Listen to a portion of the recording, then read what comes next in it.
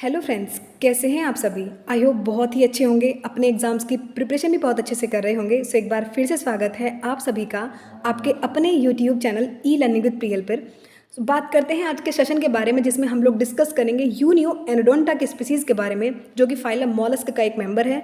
आप सभी जानते हैं टीजीटी पीजीटी के अकॉर्डिंग हमें सिलेबस वाइज टॉपिक डिस्कस करा रहे हैं। पूरी प्लेलिस्ट बनी हुई है चैनल पर, आप वहाँ जाकर सभी वीडियोज़ देख सकते हैं। बात करते हैं अपने यूनियो एनोडोंटा के बारे में। हमको दो स्पीसीज, दो जेनेरा इस फाइलम से पढ़ने हैं। एक तो यूनियो है एंड देन सेकंड इज पाइला। तो एक लेक्चर आज हम कंप्लीट करेंगे, सेकंड लेक्चर हमारा पाइला होने वाला है। बात करते हैं यूनियो के बारे में। यूनियो एनोडोंटा, जिसको फ्रेश वाटर मसल भी बोला जाता है। क्लासिफिकेशन अगर हम एक बार देखें, क्लासिफिकेशन मैंडेटरी है कि हम देखें, बिकॉज ऑर्डर पूछ लिया जाता है, क्लास पूछ ली जाती है, इसलिए सबसे पहले क्लासिफिकेशन को नोट करते चला करें। फाइलम मॉलस्क से यूनियो एनोडोंटा बिलोंग करते हैं।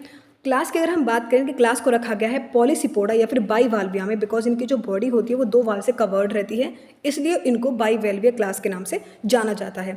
ऑर्डर की अगर हम बात करें, इनका ऑर्डर होता है यूलेमिली ब्रैंकिया, ऑर्डर में इनको रखा गया है, और जिनस है यूनियो एनोडोंटा। नेक्स्ट इंपॉर्टेंट चीज़ अगर हम बात करें हैबिट एंड हैबिटेट की, यानी कि इनका आवास और वास स्थान कैसा होता है, किस जगह पर ये पाए जाते हैं, बहुत ही डिटेल में एक एक चीज़ को ध्यान में रखते हुए चलेंगे। सिर्फ आपको इतना करना है, सेशन को लास्ट तक देखना है, लाइक करना, शेयर करना और सब्सक्राइब करना। पूरी पीडीएफ और क्विज आपके वहाँ चलाए जा रहे हैं टेलीग्राम चैनल पर, आप वहाँ जाकर ज्वाइन कर सकते हैं, लिंक मैं डिस्क्रिप्शन बॉक्स में डाल दूंगी। इंपॉर्टेंट चीज़ देखते हैं। यूनियो जो है बहुत ही फेमिलियर सा मेंबर है फाइलम मॉलस्क का, बहुत जाना माना मेंबर है इसका, बहुत ही फेवरेट पॉलीसिपोड है ये, जो कि पाया जाता है पॉन्ड्स में, लेक्स में, रिवर में और स्ट्रीम्स में। इन हैबिटेट्स में ये पाया जाता है। ये जो एनिमल है हमारा, यूजुअली ब्यूरोड यानी कि मड, थोड़ी कीचड़ से एरिया में ये पाया जाता है, वहाँ बिल बनाकर ये रहते हैं।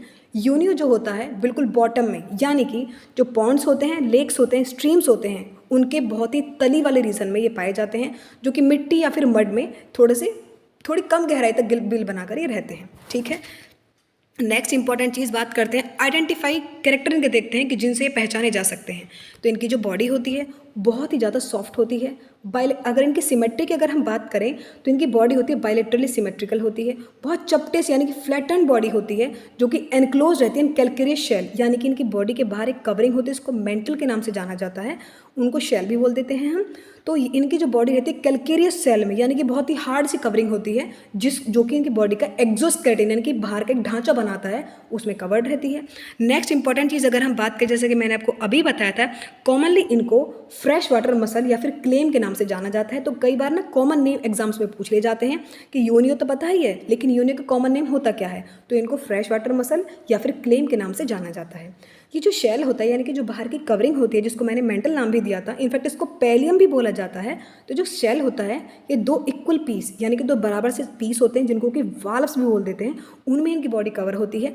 एक होता है राइट साइड की बॉडी, मतलब राइट वाल्व होता है, और एक होता है लेफ्ट साइड की बॉडी, यानी कि लेफ्ट वाल्व होता है, जो कि इनकी बॉडी को कवर करने का काम करते हैं। ठीक है, क्योंकि बहुत अंदर वाली बॉडी बहुत सॉफ्ट सी होती है, और इनकी जो बॉडी को कवर करने का काम करते हैं वो शेल ही करते हैं।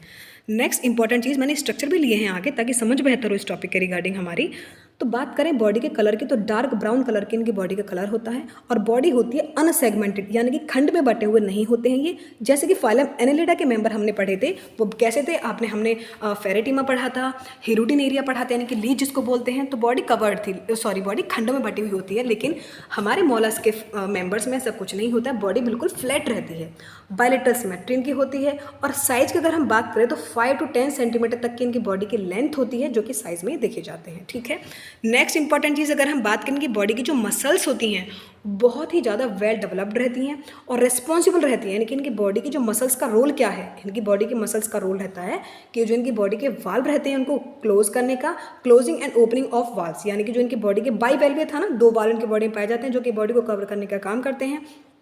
तो इनकी जो बॉडी में मसल्स होती हैं वो बहुत अच्छे से डेवलप्ड होती हैं, और इन वाल्व्स को खोलने और बंद करने का काम करते हैं। ठीक है, अब वाल्व का काम क्या होता है, देखो ये पानी में पाए जाते हैं, यानी कि फ्रेश वाटर मसल हैं। तो बॉडी में जो वाल्व होते हैं ये पानी को अंदर और बाहर लेने का काम करते हैं। ठीक है, मैं आगे भी चीज़ों को समझाएंगे बहुत अच्छे तरीके से, इनके और भी कई सारे फंक्शंस होते हैं। जैसे कि आप यहाँ देख सकते हैं, जो एनिमल है कंप्लीटली किस में बंद रहता है, हमने अभी बात की थी बाई वाल्व शेल में। दो तरह की कवरिंग, मतलब दो वाल्व होते हैं जिनके अंदर की बॉडी पूरी तरह से कवर रहती है।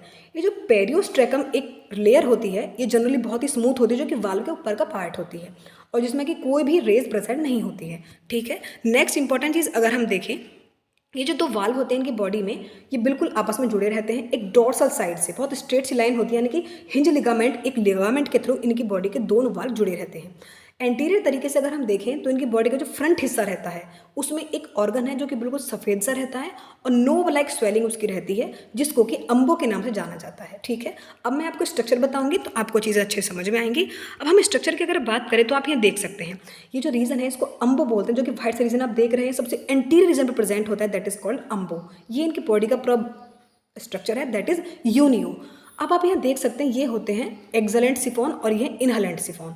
अब ये जो सिफॉन है दैट मीन्स ये वाल्व हैं जो कि राइट साइड की कवरिंग होती है और ये लेफ्ट साइड की कवरिंग होती है, यानी कि इससे पानी बाहर की तरफ जाने का काम करता है, और ये जो इनहेलेंट होते हैं ये पानी को अंदर लेने का काम करते हैं, राइट।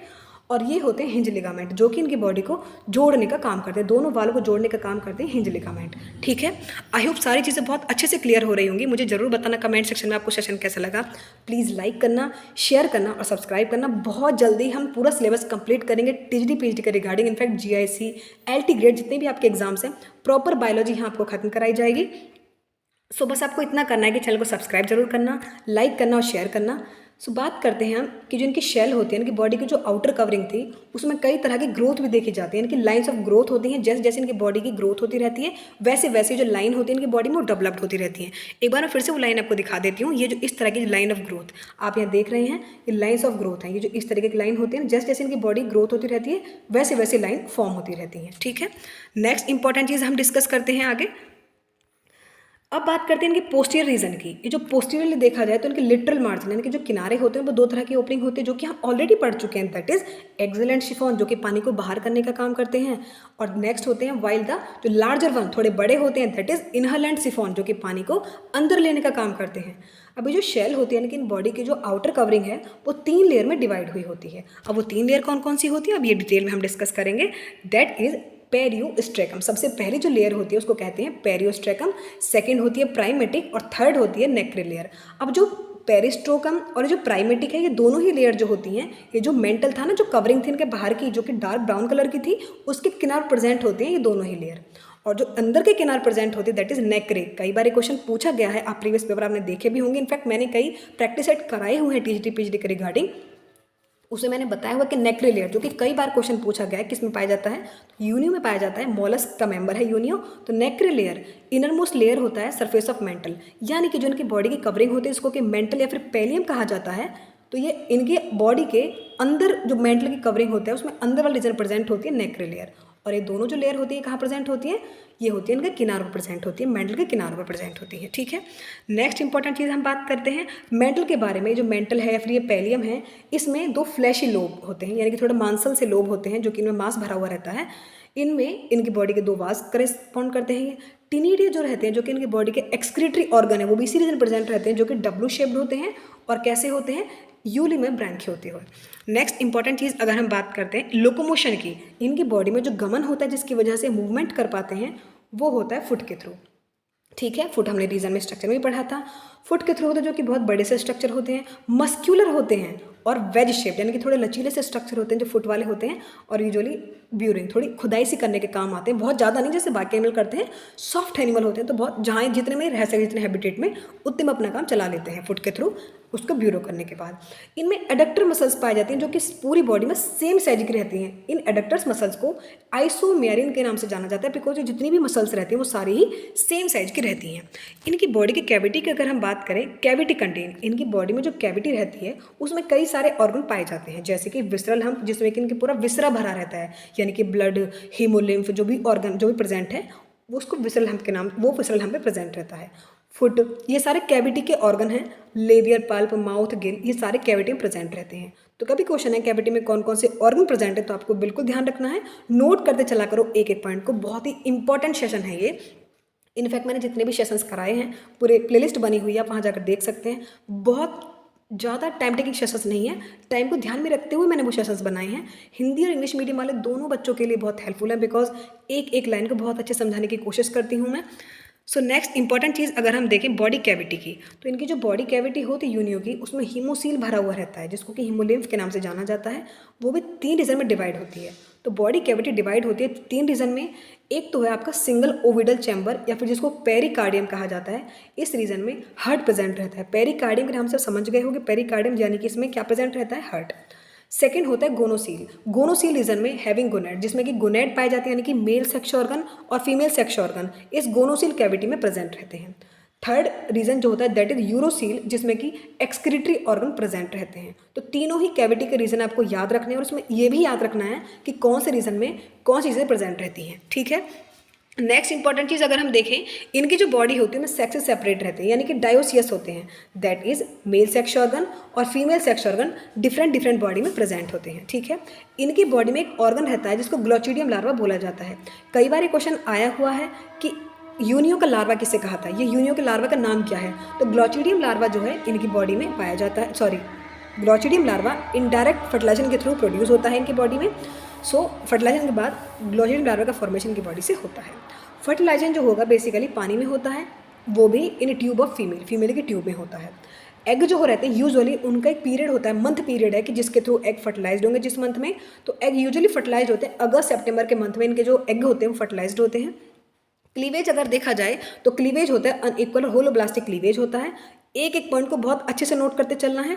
लार्वा मैंने अभी बताया था ग्लोचिडियम लार्वा होता है जो कि बहुत छोटा सा होता है यानी कि 0.2 से 0.4 mm वाइड इसकी रेंज देखी जाती है, बहुत ही माइन्यूट सा लार्वा होता है। रेस्पिरेटरी ऑर्गन अगर हम देखें तो इनकी बॉडी में जो मेंटल यानी कि जो कवरिंग होती है बाहर की शेल जो होता है उसके थ्रू भी रेस्पिरेशन होता है। और एक पेयर गिल होते हैं जो कि टिनिडिया के समतुल्य होते हैं, उनके थ्रू भी रेस्पिरेशन इनमें देखा जाता है। नेक्स्ट इंपॉर्टेंट चीज़ जो कि डबल मार्क कर लेना, एलिमेंट्री कैनाल। इनकी एलिमेंट्री कैनाल का स्पेसिफिक रोल है वो ये है कि एलिमेंट्री कैनाल जो है वो passes through heart in Unio, यानी कि हार्ट के थ्रू होकर एलिमेंट्री कैनाल जाती है यूनियो में। ठीक है।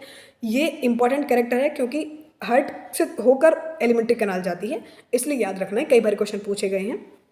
अब हम हार्ट की बात करें तो हार्ट बेसिकली में 3 चैम्बर्ड हार्ट होता है जिसमें कि 2 ऑरिकल होते हैं और एक वेंट्रिकल प्रेजेंट होता है। तो याद रखना हार्ट कितने चैम्बर्ड होते हैं, 3 चैम्बर्ड होते हैं। पेरिकार्डियम जिसके अंदर हार्ट कवर होता है वो कि हार्ट को कवर करने का काम करती है। जो लेयर होती है पेरिकार्डियम जिसमें कि सीलोमिक फ्लूइड भरा रहता है। ठीक है।